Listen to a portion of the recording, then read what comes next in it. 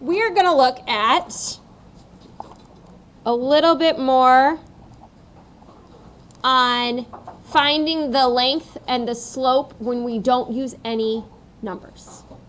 Okay? We're going to do this as a 2-column, which means on one side it's going to be our work and the other side is going to be our explanation. I like to do this in steps. I feel like it's easier to understand.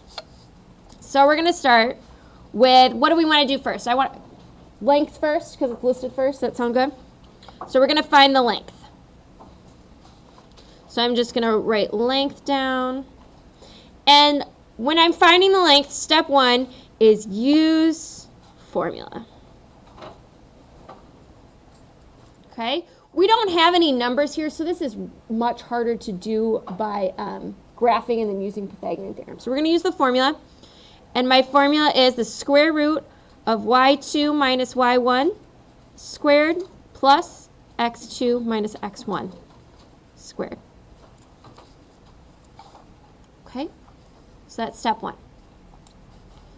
So I know over here I've got that formula ready to go. So step 2, even before I write anything down and trying to solve it, I'm going to label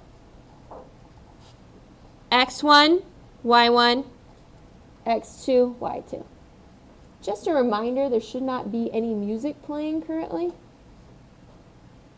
And your phones should be put away. Okay, so we've got C minus D and E and F. Not C minus D, excuse me, this should be comma. C comma D. Okay? So we're going to label this x1, y1, x2, y2. Does it matter if I labeled them the other way around? No. Okay? So for us right here, this is kind of step 2, because step 1 was I had to think about my formula. Step 2 is I labeled it. Step 3 is I'm going to plug them into the formula. Plug into formula. Okay? So that means I'm going to have the square root.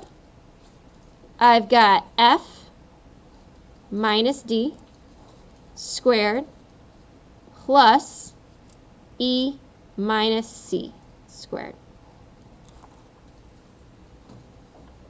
Okay. Now, f minus d, I can't do that. E minus c, I can't do it. So this is it. This is where we have to stop. Okay? If there were a 0 in there, right, we could simplify it a little bit more. Yes, ma'am. Can you do like another way to find length? Or Besides the distance formula? yeah. So if this was set up as a graph and we had points C comma D and let's say point right over here E comma F, and I wanted to find the length between these, right? We often think of it as we go up so much, over so much, right? But this is much harder to tell when we're not given actual numbers, which is why we want to use the formula in this case. Oh, Okay? If I have a graph and I'm using like 0.0 as one of them, it does make it much easier. Okay. Next, we're going to find the slope. So the first thing I do for the slope is think about what?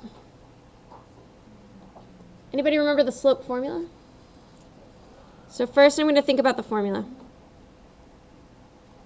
which is y2 minus over. Okay. So that's first. Okay, second, I'm going to label. Let's say we're doing this from the beginning. I want to label, and I can't spell label apparently.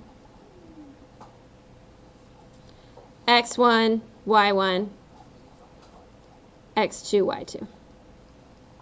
Okay? So I'm going to label them. So I'm starting on step 2 because step 1 I've got the formula. I've got C comma D and E comma F, and I'm going to label them x1, y1, x2, y2. Okay, I know we already labeled them before, but we're just thinking, let's just think we're trying to just find slope, and we're starting from the beginning. Okay? All right. Step 3 is we're going to plug it in.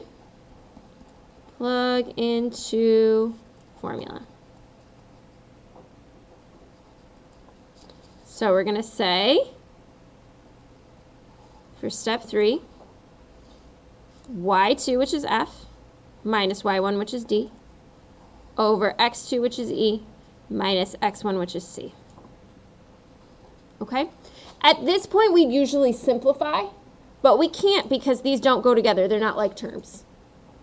So we just would leave it like that, and that would be my final answer. Okay? For both the length and the slope, we would simplify at this point, but we can't at this point because they're not like terms. Yes, Layla? will there be numbers on the test or just letters? So, Layla, let's look at our review. Pull your review out in front of you. Turn it to the very back.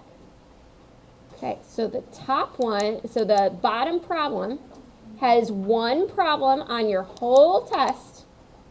Okay, so it's got about 30, 35 problems total if we put test 1 and 2 together. And just one of those problems deals with one where they have letters.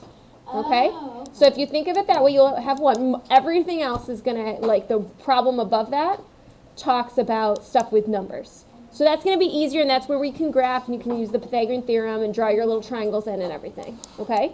This is just the one. All right? Okay, any other questions?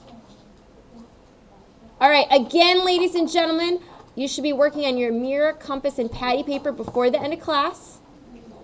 Okay? If you have any questions, please let me know.